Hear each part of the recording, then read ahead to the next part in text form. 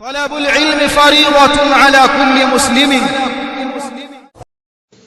كتاب الطهارة hiki ni chuo cha tahara. Kitabu tahara hiki ni kitabu cha tahara au chuo cha tahara.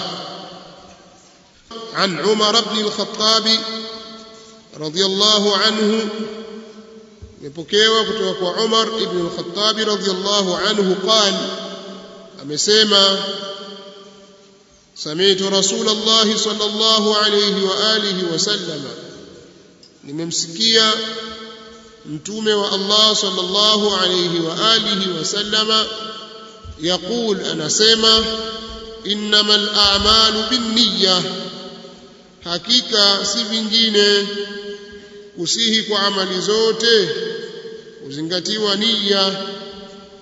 Hakika si vingine kusihi kwa amali zote uzingatiwa nia. Amali zote zitasihi kwa nia.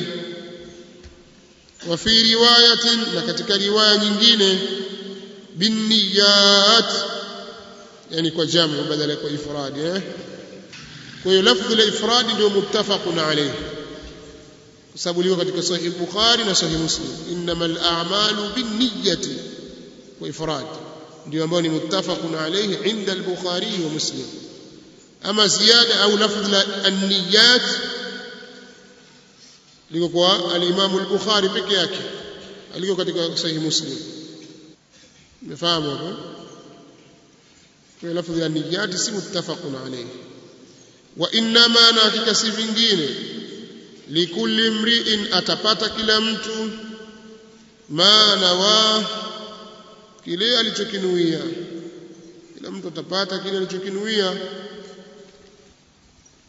Faman kanat hijratuhu ila Allah wa rasulih, basi yule ambaye kulikuwa kuhama kwake ni kwa ajili ya Allah na mtume wake.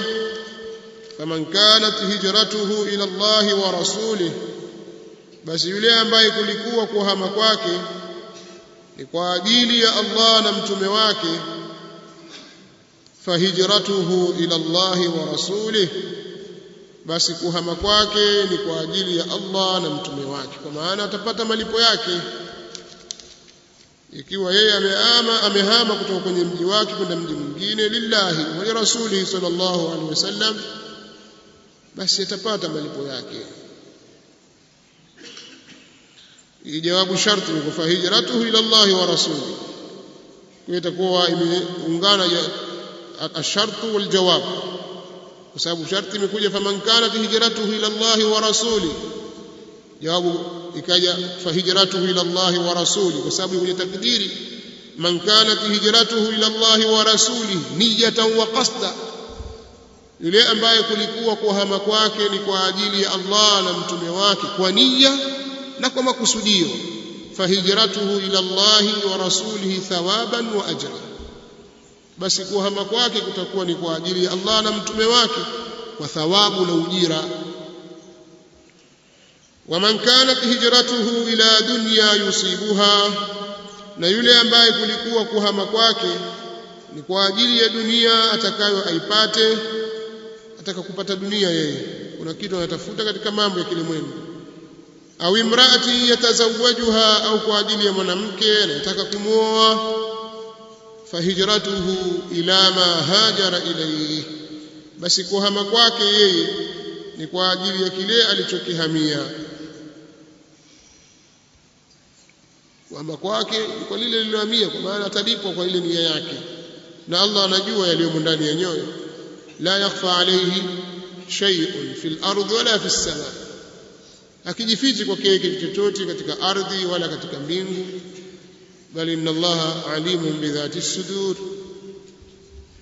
ya'lamu sirra wa akhfa. Kwa hiyo huwezi kuficha kitu chochote. Kwa hiyo amali zote zitazingatiwa kwa nia, sihatan wa fasadan, kwa usahihi na kufisidika, wa kamalan wa nuqsanan, na kukamilika na kupungua, au kamalan wa naqsa, wa ta'atan wa ma'siyatan, wa ta'a na ma'siya, Kwa atakayekusudia kufanya amali yake kuwaonyesha watu atapata dhambi na hatalipwa ila dhambi. Na makusudio mahala pake ni katika moyo, na kutamka ni bid'a. Kutamka nia katika ibadati kama sala haiyapokewa. Haya, an Abi Hurairah radhiyallahu ta'ala anhu, imepokewa kutoka kwa Abu Hurairah radhiyallahu ta'ala anhu, qala Rasulullah sallallahu alayhi wasallam, amesema Abu Hurairah, amesema mtume wa Allah sallallahu alayhi wasallam, la yaqbalu Allahu salata ahadikum, hata ikubali Allah swala ya mmoja wenu, idha ahdatha, pindi atakapopata na hadath, hatta yatawadda, mpaka atawadhi, hatta yatawadda, mpaka atawadhi. Hadithi hii ni lafzi la Bukhari rahimahullahu ta'ala. Katika Sahih Muslim la tuqbalu salatu, haikuja kwenye lafzi hili la tuqbalu salatu man ahdatha. Kwa lafzi hili ni lafzi la Muslim la Bukhari, hadithi nambari 6554. Hata ikubali Allah swala ya mmoja wenu pindi atakapopatwa na hadath mpaka atawadhi. Kwa swala yoyote iwe ya faradh au ni swala ya sunna, lazima mtu awe ametaharika na hadath. Akiiswali akiwa na hadath, swala yake haitakubalika, swala ya faradhi au swala ya sunna, maadamu ni swala. Hata swala ya janaza, hata swala ya janaza ni swala, kwa sababu inaingia kwenye taarifu ya swala, sababu as-sala ni ibada, kama wanavyoarifisha wanawachuoni kwamba ni ibadatun dhatu aqwalin wa af'alin makhsusatin awwaluha at-takbir wa akhiruha at-taslim. Ni ibada yenye kauli na vitendo maalum ambayo mwanzo wake ni takbira na mwisho wake ni salam. Awwaluha at-takbir. Ukiangalia kwenye swala ya janaza iko na mwisho salamu, kwenye swala ya janaza pia iko mwisho wake, hata kama ikiwa mtindo wa swala yake inatofautiana na swala nyingine. Kwa ni ibada. Swala ya janaza ni swala kama swala nyingine, ila mtindo wake ni tofauti, kama ilivyokuwa swala ya kusufi mtindo wake ni tofauti.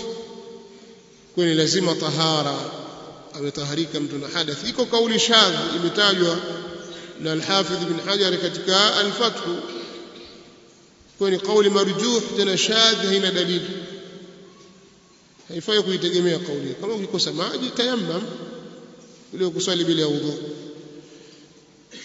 An Abdullah ibn Amr ibn al-As, imepokewa kutoka kwa Abdullah ibn Amr ibn al-As wa Abi Hurairah wa Aisha radhiyallahu anhum qalu, masahaba watatu wamepokea hadithi hii, wote hao wamesema qala Rasulullah sallallahu alayhi wasallam, amesema mtume wa Allah sallallahu alayhi wasallam, wailun, adhabu kali, lilaqabi, ni kwa wale ambao visigino vyao minan nari, adhabu kali ni kwa wale wenye visigino ambavyo havikupatwa na maji, havikupatwa na maji visigino vyao, minan nari, na moto, au minan nari, katika moto. Kumetumika neno waili.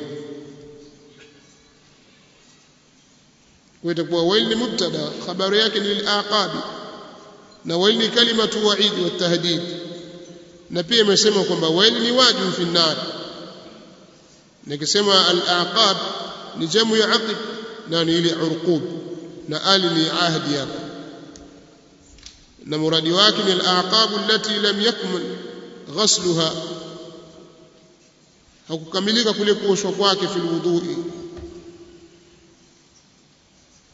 Kwa hiyo adhabu kali ni kwa visigino, ni kwa wale wenye vile visigino. Minan nari, katika moto, yani adhabu kali kwa visigino huwa vitakuwa katika moto, kwa maana ashabuha wataadhibiwa. Lakini khussa al-aqabu bidhalik, kumehusishwa kwa visigino kwa hilo, liannaha kanat mahalla at-taqsiri fi al-qadiyya, kwa sababu ndio mahali pa kuzembea kwenye kadhia hii. Mara nyingi watu wengi hawapatilizi hilo. Hadithi hii inawajibisha kueneza viungo vya udhu, kuvieneza katika kuvitaharisha. Lakini pia hadithi hii ni makamio kwa wale waliofanya taksiri katika suala la kuosha baadhi ya viungo vyao, na wakifanya hivyo kuna waidi, adhabu. Kwa hiyo wailu lilaqabi minan nari, adhabu kali ni kwa wale wenye visigino katika moto, yani visigino ambavyo havikupatwa na maji. Abdullah ibn Amr ni sahaba maarufu anafahamika, wale walikuwa mashahidi tunawaacha. Abdullah ibn Amr ibn al-As ibn Wa'il al-Qurashi السهمي. عن أبي هريرة رضي الله تعالى عنه، مفكيوا kutoka أبو هريرة رضي الله تعالى عنه أن رسول الله صلى الله عليه وسلم قال، kwamba mtume صلى الله عليه وآله وسلم amesema, idha tawaddaa ahadukum, pindi atakapotawadha mmoja wenu, falyaj'al fi anfihi ma'a, basi na atie katika pua yake maji, ajaalie, kwa maana atie katika pua yake maji. Thumma liyantathir, kisha na ayapenge, ayatoe maji kwa nguvu. Thumma liyantathir, liyukhrija min anfihi almaa alladhi istanshaqahu, wallamu lilamri. Thumma liyantathir, kisha ayapenge.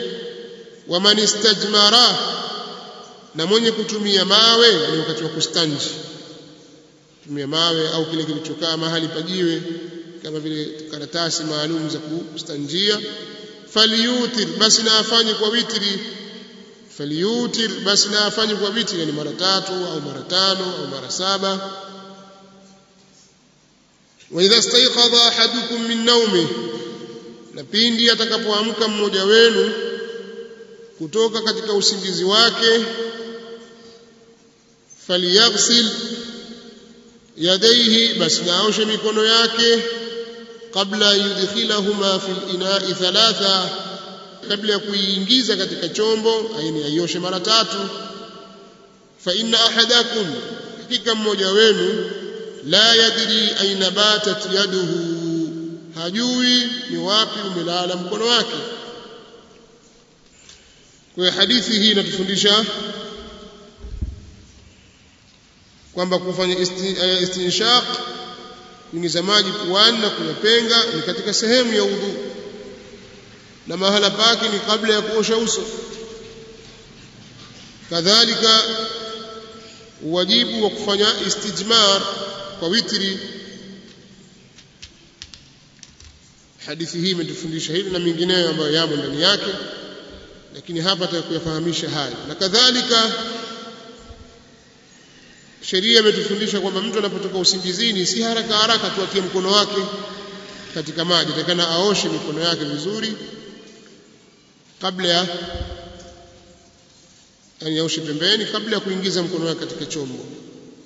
Wa fi lafdhi li Muslim, na katika tamko jingine la Muslim, falyastanshiq biminkharihi bimankhirihi, falyastanshiq bimankhirihi, imekuja kwa fatha ya mim, kwa msema bimankhirihi. Wa idha stanshaq falyastanshiq bimankhirihi min alma, basi na apandishe katika tundu zake za pua maji, apandishe katika tundu zake za pua maji, imekuja kwa lafdhi hilo. Wa fi lafdhi, na katika lafdhi nyingine, man tawadda falyastanshiq, atakayetawadha basi na apandishe maji puani. imekuja namna hiyo katika lafzi nyingine ya Muslim. Al-istinshaq maana yake idkhalu al-ma'i fi al-anf. Istinshaq maana yake ni kuingiza maji katika pua. وعن أبي هريرة رضي الله تعالى عنه أن رسول الله صلى الله عليه وسلم قال يبكيوا kutoka Abu Huraira radhiyallahu ta'ala anhu amesema ipokewa kutoka kwa Abu Huraira radhiyallahu anhu kwamba Mtume sallallahu alaihi wasallam amesema la yabulanna ahadukum fil ma'i ad-da'imi, asikojoe mmoja wenu katika maji yaliyosimama, alladhi la yajri, ambayo hayatembei. Ndio tafsiri ya daim, alladhi la yajri, ambayo hayatembei. Thumma yaghtasilu minhu, kisha akaoga ndani yake. Thumma yaghtasilu minhu, kisha akaoga ndani yake. Usifanye hivyo, maji yamesimama hayatembei, ukojoa hapo alafu waoga hapo hapo, usifanye namna hiyo. La yabulanna, huu ni katika mafunzo ya Kiislamu yaliyo mazuri. Imekatazwa watu kukojoa katika maji yaliyotuama, yaliyosimama, ambayo hayatembei. Na makatazo hapa yanafundisha uharamu, kwamba ni haramu kufanya hivyo hata kama watu wanafanya hivyo. Kwa hiyo itajuzu katika maji yanayotembea.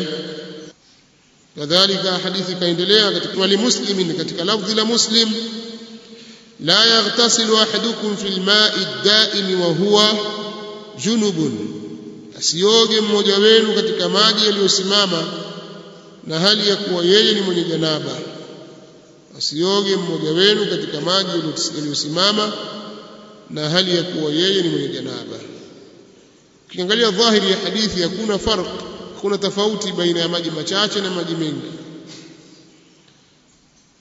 Hakuweka kaidi kwamba maji mengi na maji machache, lakini yakiwa machache basi makatazo yatakuwa yametiliwa mkazo zaidi, kwa sababu huharibika haraka maji machache.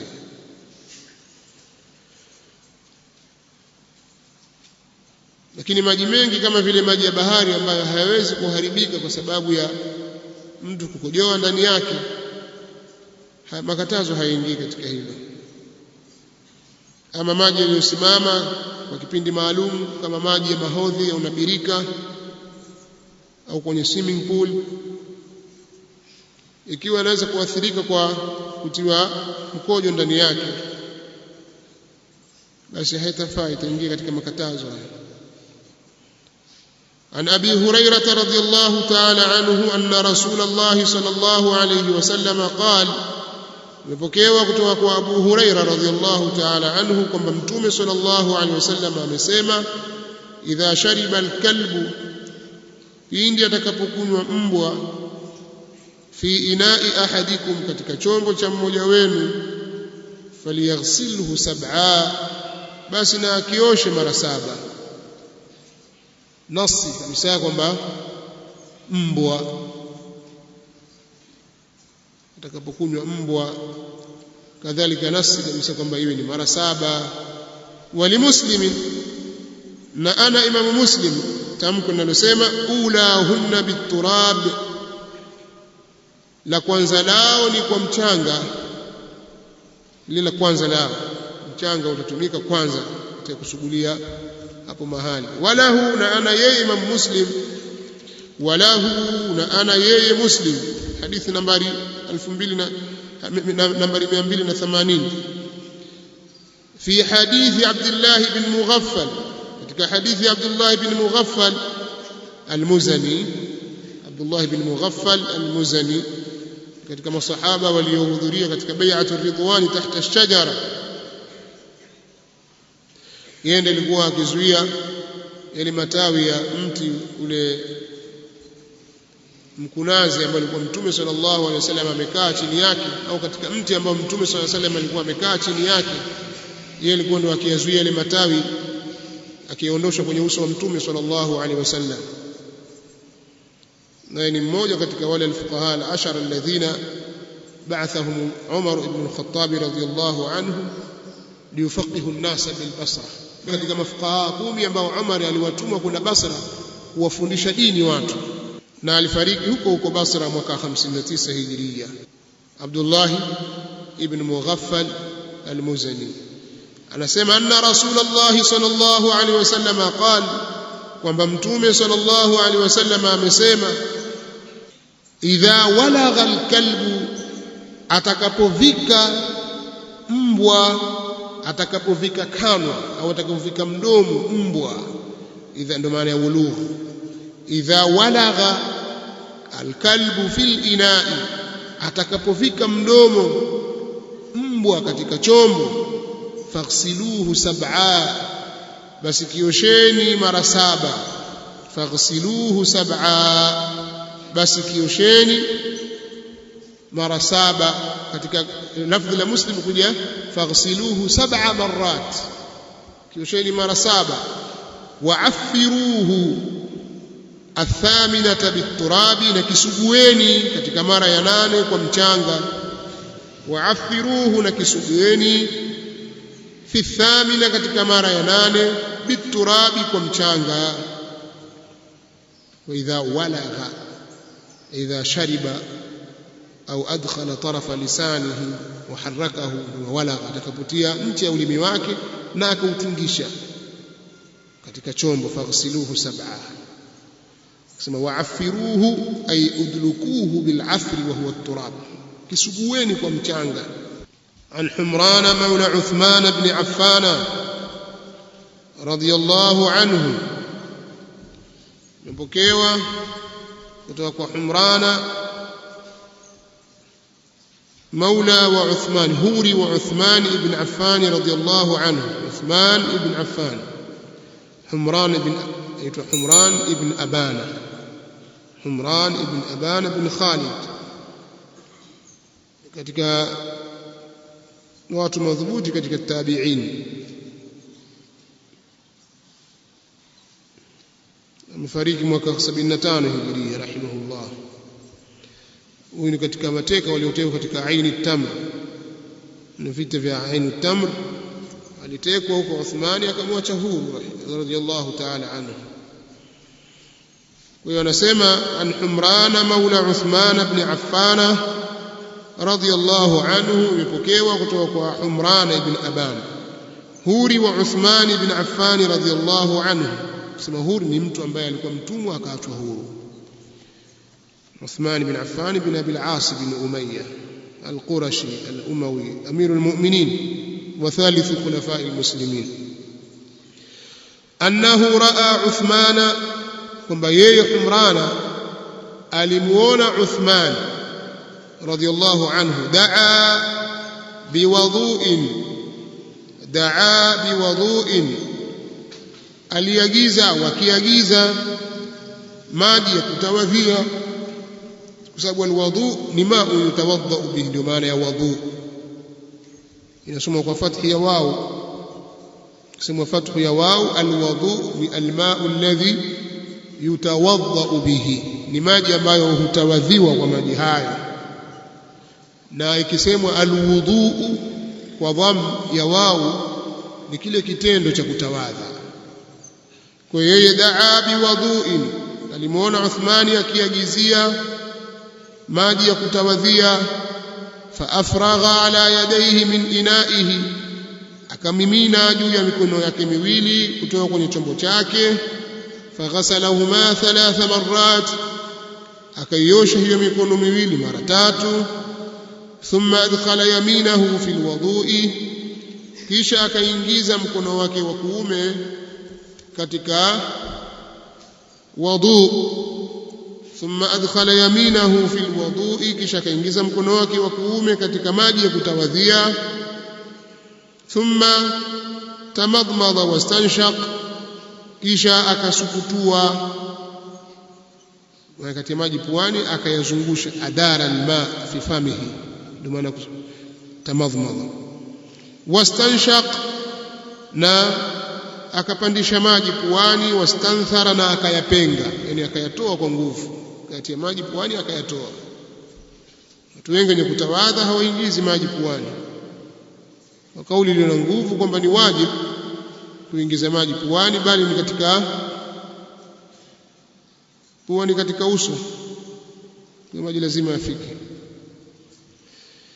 thumma ghasala wajhahu thalatha, kisha kaosha uso wake mara 3, wa yadayhi ila almirfaqaini thalatha, na mikono yake miwili pamoja na kongo zake mbili mara 3, yani mpaka pamoja na kisukusuku hiki akaosha mara 3. Lazima iwe ni pamoja, kwa maana na hii mirfaq inaingia katika kwenye kuoshwa. Mirfaq kwa ni pamoja, kwa ataosha pamoja na mirfaqain. La kama mtu hakuosha udhu wake hujakamilika. Thumma masaha birasihi, kisha akapangusa kichwa chake na akapangusa maji kichwa chake, au kisha akapaka maji kichwa chake. Thumma ghasala kilta rijlaihi thalatha, kisha akaiosha miguu yake miwili, kisha akaosha miguu yote miwili thalatha mara 3, akaiosha miguu yote miwili mara 3, kila mguu mmoja mara 3. Thumma qala, kisha akasema raaitu an-nabiy sallallahu alayhi wasallam yatawadda nahwa wudu'i hadha, nimemuona mtume sallallahu alayhi wasallam anatawadha mfano wa udhu wangu huu. Nahwa kama ni shibha hapa, mfano wa udhu wangu huu. Thumma qala, kisha akasema man tawadda nahwa wudu'i hadha, yoyote au mwenye kutawadha mfano wa udhu wangu huu. Thumma salla rak'ataini, kisha akaswali rakaa 2, la yuhadithu fihima nafsahu, hakuizungumzisha katika rakaa 2 hizo nafsi yake. La yuhadithu fihima nafsahu, hakuizungumzisha katika rakaa 2 hizo nafsi yake, yani la yufakiru fi shay'in kharij an salati, ikawa hakufikiria kitu chochote nje ya swala yake. Akili yake yote na maarifa yake yote ameelekeza kwenye swala. Akiwa amefanya hivyo, amechukua udhu vizuri kama hivi ilivyotajwa, alafu akaswali rakaa 2, akili yake na fikra zake akaziacha ndani ya swala, hakutoka nje ya swala, faida atakayoipata ghufira lahu ma taqaddama min dhanbi, atasamehewa yeye yale yaliyotangulia katika madhambi yake. Ni mambo yatakiwa mtu afanye mujahada, ajizoeshe, kwa sababu kuna watu hujizoesha kumaliza mawazo yao ndani ya swala. Yani kama jambo lake atakulifikiria, basi atasimama aswali, ndio fikra inamjia vizuri kabisa. Huku ni kujikosesha kheri, swala yako inapita patupu. Lakini wewe hudhurisha fikra zako ndani ya swala yako, usifikirie ila swala. Kwa ukifanya hivyo, thawabu yake ni hivyo, ghufira lahu, au malipo yake ni haya, ghufira lahu ma taqaddama min dhanbihi, atasamehewa yeye yale yaliyotangulia katika madhambi yake. Lakini sharti ni hilo, utawadha vizuri, ukaswali rakaa 2, alafu la yuhadithu fihima nafsahu, hakuizungumzisha katika rakaa 2 hizo nafsi yake. Na wengine mtu anaweza kuleta mawazo yake, kuna jambo analifikiria na mambo yamemkaa, kwa atakayafikiria vizuri, ashike msahafu asome. Kwa hiyo asoma tu kwa sababu anajua kusoma, fikra zake hazipo kwenye Qur'an, fikra zake ziko kwenye mambo mengine. Huo ni ujinga uliopitiliza. An Amr ibn Yahya al-Mazini, imepokewa kutoka kwa Amr ibn Yahya al-Mazini rahimahullahu ta'ala. Amr ibn Yahya ibn Umara ibn Abi al-Hasan al-Mazini, mtu thiqa, ameishi na tabi'in, na wala haijathibiti kwamba yeye amemwona sahaba yoyote. Amefariki mwaka 130, kwa hiyo ni katika atba'u tabi'in. Huyo Amr ibn Yahya al-Mazini, an abihi, kutoka kwa baba yake Abu Amr Yahya ibn Umar ibn Abi al-Hasan al-Mazini rahimahullah ta'ala.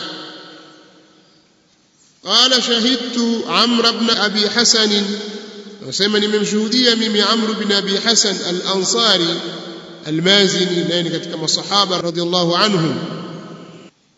Anasema nini Amr ibn Abi Hasan? Sa'ala Abdullah ibn Zaid, alimuuliza Abdullah ibn Zaid, Abdullah ibn Zaid ibn Asim al-Ansari al-Mazini, ni mtu ambaye aliwahi kuhudhuria vita vya Uhud na vile vilivyokuja baada yake. Wamekhtalifiana wanawachuoni, je, aliwahi kuhudhuria vita vya Badri au la? Lakini pia alishiriki katika vita vya kumuua Musailimatul Kadhab huko al-Yamama, na aliuliwa katika yale masiku ya Al-Harra kule Madina mwaka 63 radhiyallahu ta'ala anhu. Anasema nini Abdullah bin Zaid? Anasema nini Amr bin Abi Hasan? Anasema sala Abdullah ibn Zaid an wudu'i an-nabiy sallallahu alayhi wasallama, alimuulizia udhu wa mtume sallallahu alayhi wasallama, fadaa bitaurin, akaagizia tasa la maji. Fadaa bitaurin, akaagizia tasa la maji, au fadaa bitaurin min ma'in, akaagizia tasa la maji. Fatawadda lahum wudu'a an-nabiy sallallahu alayhi wasallama, akawatawadhia wao udhu wa mtume sallallahu alayhi wasallama. Faakfaa ala yadayhi, akamimina juu ya mikono yake, minatauri, kutoka kwenye tasa. Faghasala yadayhi thalatha, akaosha mikono yake mara 3. Taur ni ina yushbihu at-tast, chombo kama vile jagi hivi ambalo watu hutumia kwa ajili ya kuoshea mikono. Tughsalu bihi al-aidi, huoshewa kwa chombo hicho mikono. Kwa hiyo akamimina juu ya mikono yake, kwanza akaosha mara 3. Thumma adkhala yadahu fi at-tawr, kisha akauingiza mkono wake katika tasa. Famadmada wastanshaq, akasukutua na akayapandisha maji puani. Wastanthara, na akayapenga. Thalathan, amefanya mara 3. Bithalathi gharafatin, kwa konzi 3. Bithalathi gharafatin, kwa konzi 3, yani kwa mafumba 3. Thumma adkhala yadahu fi at-tawr, kisha akauingiza mkono wake katika tasa. Faghasala wajhahu thalatha, akauosha uso wake mara 3. Thumma adkhala yadahu faghasala yadayhi marratayn ila al-mirfaqayn, kisha akaingiza mkono wake akaosha mikono yake mara 2 pamoja na kongo 2, pamoja na kongo 2. Ila kwa maana ya ma'a. Thumma adkhala yadahu famasaha bihima ra'sa, kisha akaingiza mkono wake akapaka maji kwa hiyo mikono yake miwili kichwa chake. Thumma adkhala yadahu, kisha akaingiza mkono wake tena katika tasa. Famasaha, akapaka maji. Ra'sahu bihima, kwa hiyo mikono miwili. Ra'sahu, kichwa chake. Faaqbala bihima, akaipeleka mbele. Wa adbara, na akairudisha nyuma. Marratan wahida, kwa mara moja tu. Thumma ghasala rijlaihi, kisha akaosha miguu yake. Huu ndio utaratibu wa udhu. Wa fi riwayatin, na katika riwaya nyingine, badaa bimuqaddami rasihi, alianza mbele ya kichwa chake. Hatta dhahaba bihima ila qafahu, mpaka akaipeleka kwenye kichogo chake, mpaka akaipeleka mikono hiyo kwenye kichogo chake. Thumma raddahuma, kisha akairudisha. Hatta rajaa ila almakani alladhi, mpaka akarudi akairejesha mahali ambapo badaa minhu, ameanza kutokea hapo. Wa fi riwaya, na katika riwaya nyingine, atana rasulullah sallallahu alayhi wasallam fa akhrajna lahu maa, alitujilia sisi mtume wa Allah sallallahu alayhi wasallam, tukamtolea yeye maji. Fi taurin min sufrin, katika tasa la shaba. Fi taurin min sufrin, fi taurin min sufrin, katika tasa la shaba. At-tauru shibhu at-tast, taur ni mfano wa tasa, kwa sababu sufr ni nuhas, lakini ile nuhasi safi kabisa, shaba iliyo safi. An Aisha radhiyallahu anha qalat, kana rasulullah sallallahu alayhi wasallam yu'jibuhu at-tayammum. Imepokewa kutoka kwa Aisha radhiyallahu anha, amesema alikuwa mtume sallallahu alaihi wasallam kunampendeza yeye kuanza kwa upande wa kuume. Fi tanaulihi, katika kuvaa kwake viatu. At-tanaulu maana yake ni kuvaa viatu. Kwa hiyo fi tanaulihi ay fi lubsi na'lihi, maana yake katika kuvaa kwake viatu, wa tarajulihi, na kutana kwake nywele. Pia kitana nywele anaanza upande wa kulia, upande huu wa mkono wa kulia ndipo anapoanzia. Wa tuhurihi, na katika tahara yake, katika udhu, katika kuoga, anza upande wa kulia. Wa fi sha'nihi kullihi, na katika jambo lake lote, kila jambo la khairi, yani katika fi jamii umuri, katika mambo yake yote, maadamu jambo la khairi basi huanza kwa mkono upande wa kulia. An-Nu'aymi al-Mujmir, ipokewa kutoka kwa Nu'aymi al-Mujmir. An-Nu'aymi al-Mujmir, yani Nu'aym bin Abdullah al-Mujmir ni thiqa, na ni katika tabi'in.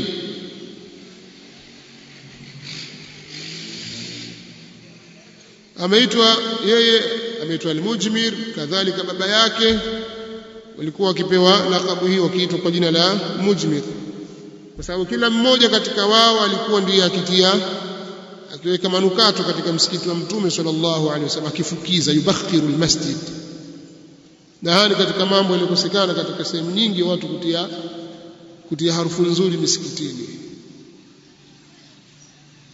Sasa Nuaym ibn Abdullah yeye alikuwa ndio akifukiza msikiti kwa harufu nzuri, msikiti wa Mtume sallallahu alaihi wasallam. Hivyo hivyo baba yake ndio akaambiwa ni Nuaym al-Mujmir, laqabu ya. An Abi Hurairah radhiyallahu anhu, kutoka Abu Hurairah radhiyallahu anhu, عن النبي صلى الله عليه وسلم, kutoka kwa Mtume sallallahu alaihi wasallam, qala, amesema Mtume, inna ummati yud'auna yawm al-qiyamah, hakika ummati wangu utaitwa siku ya kiyama, ghurra, weupe wa japa la uso. Ghurra, hali ya kuwa ni weupe. Ghurra, hali ya kuwa ni weupe wa japa la uso. Imenasibishwa hapo kwa kuwa ni hali hali ile wao pale, yud'auna يوم القيامة غرة بالنصب على الحال، ونسبيش الحال من الواقف، جمع أغر، والغر بياض في الوجه. غر معناه كني weupe katika wajhi الفرس، ومعنى siku ya kiyama umma wa Muhammad utakuja hali ya kuwa zinatoa nuru nyuso zao kwa weupe na nuru, kwa sababu ya athari ya udhu. Muhajjalin, hali ya kuwa ni weupe wa mikono na miguu. Ndio Kiswahili kilichokuwa wazi, kuna Kiswahili kingine lakini hicho ndio kilichokuwa wazi zaidi. Hali ya kuwa ni weupe wa mikono na miguu, nyuso zao zitakuwa zinatoa nuru nyeupe, na mikono yao inatoa nuru, na miguu kadhalika. Kwa nini? Min athari alwudhu'i, kutokana na athari ya udhu, au kwa sababu ya athari ya udhu. Kwa sababu kila mara wao hutia udhu, utawadha ili kuwa na udhu na athari siku ya kiyama. Min athari alwudhu'i, kwa sababu ya athari ya udhu. Kisha Abu Huraira akasema, nasema maneno haya si maneno ya Mtume sallallahu alaihi wasallam, ni maneno yake, ni mudraj haya.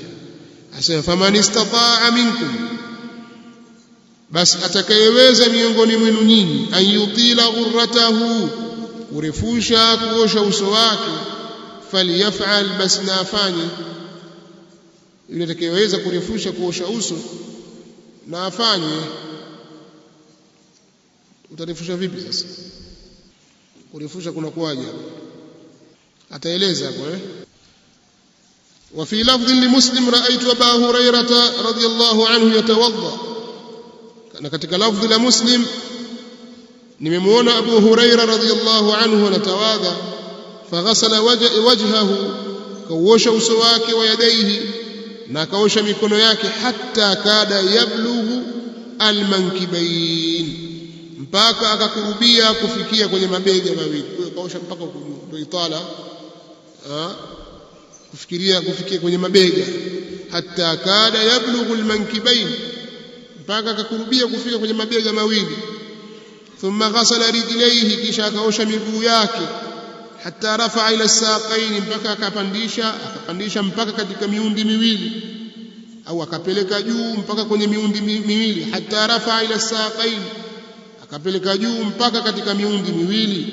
Thumma qala, kisha akasema, sami'tu Rasulullah sallallahu alaihi wasallam yaqul, nimemsikia mtume wa Allah sallallahu alaihi wasallam anasema, inna ummati, hakika umati wangu, yud'auna yawm alqiyama, wataitwa siku ya kiyama, ghurran, hali yakuwa ni weupe wa majapa ya uso, muhajjalin, hali yakuwa ni weupe wa vinganja, yani mikono na miguu, vinganja. Min athari alwudu'i, kutokana na athari au kwa sababu ya athari ya wudu. Faman istata'a minkum an yutila ghurrata, basi atakayeweza miongoni mwenu nyinyi kurefusha uso wake, wa tahjilahu, na mikono na miguu yake, falyaf'al, basi na afanye.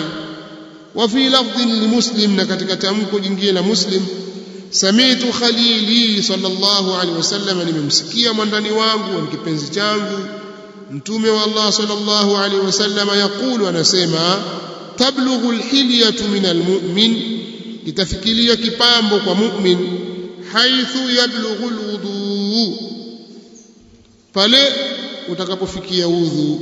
Sami'tu khalili yaqulu, nimemsikia kipenzi changu anasema sallallahu alaihi wasallam, tablughu alhilyatu, kitafikiria kipambo, min almu'min, kwa mu'min, haithu yablughu alwudu, pale utakapokuwa umefikia udhu. Kwa atakuja hivyo siku ya kiyama, mapambo yake yatakwenda mpaka juu huko. Kwa hiyo hilo ndilo lilimfanya Abu Huraira aifanyie kazi hadithi hiyo kwa namna hiyo. Wallahu ta'ala a'lam. Darasa nyingine tutakuja kuanza babu al-istitaba an Anas bin Malik. Huu ni mlango wa kujisafisha. Tuanza hadithi Anas radhiallahu ta'ala anhu warda.